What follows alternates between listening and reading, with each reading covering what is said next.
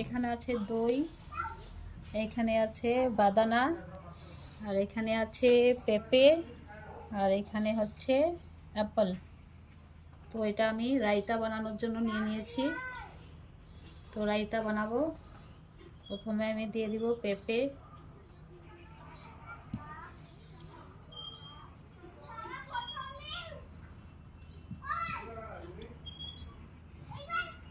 পেঁপে দিয়ে দিচ্ছি।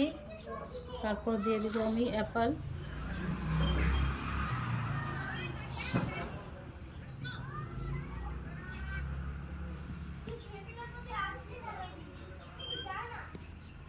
তারপর আমি দিয়ে দিব বেদানা,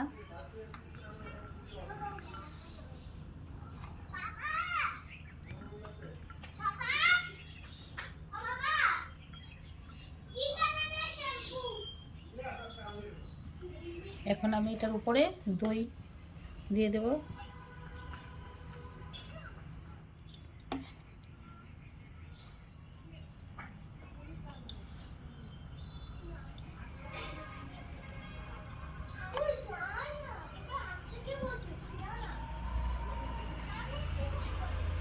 তো হয়ে গেল আমার রায়তা কমপ্লিট।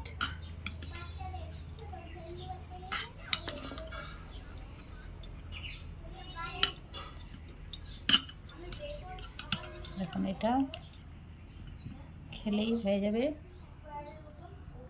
রায়তা কমপ্লিট।